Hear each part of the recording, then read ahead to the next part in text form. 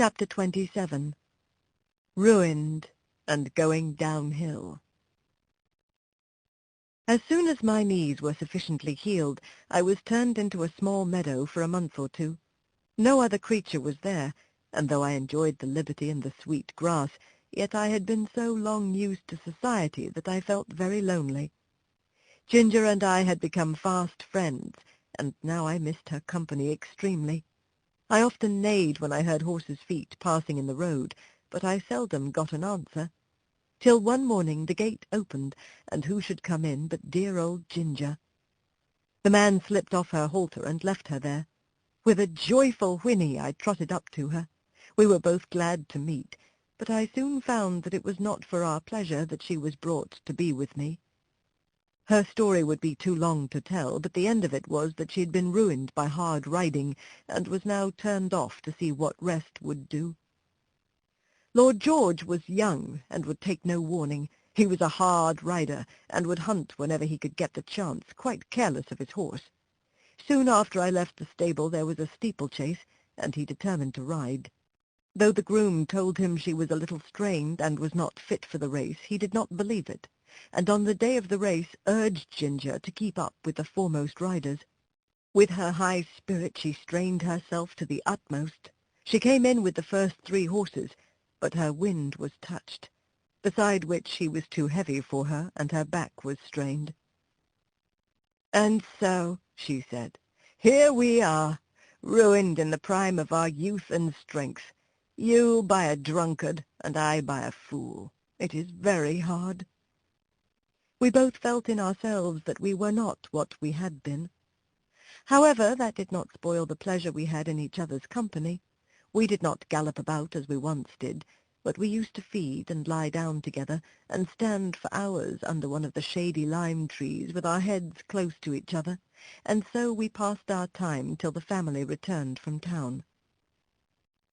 One day we saw the Earl come into the meadow, and York was with him.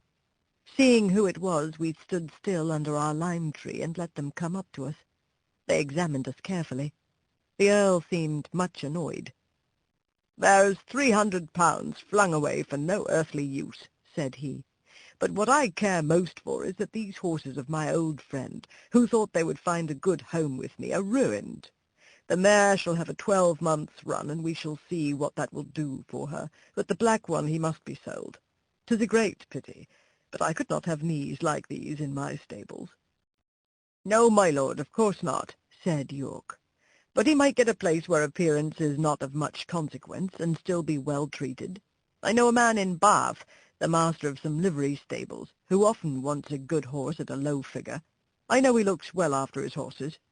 The inquest cleared the horse's character, and your lordship's recommendation, or mine, would be sufficient warrant for him. You had better write to him, York. I should be more particular about the place than the money he would fetch." After this they left us. "They'll soon take you away," said Ginger, "and I shall lose the only friend I have, and most likely we shall never see each other again. 'Tis a hard world."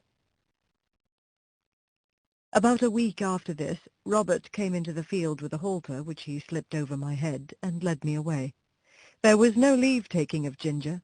We neighed to each other as I was led off, and she trotted anxiously along by the hedge, calling to me as long as she could hear the sound of my feet. Through the recommendation of York, I was bought by the master of the livery stables. I had to go by train, which was new to me, and required a good deal of courage the first time, but as I found the puffing, rushing, whistling, and, more than all, the trembling of the horse-box in which I stood did me no real harm, I soon took it quietly. When I reached the end of my journey, I found myself in a tolerably comfortable stable, and well attended to. These stables were not so airy and pleasant as those I had been used to. The stalls were laid on a slope instead of being level, and as my head was kept tied to the manger, I was obliged always to stand on the slope, which was very fatiguing. Men do not seem to know yet that horses can do more work if they can stand comfortably and can turn about. However, I was well fed and well cleaned, and on the whole I think our master took as much care of us as he could. He kept a good many horses and carriages of different kinds for hire. Sometimes his own men drove them, at others the horse and chaise were let to gentlemen or ladies who drove themselves.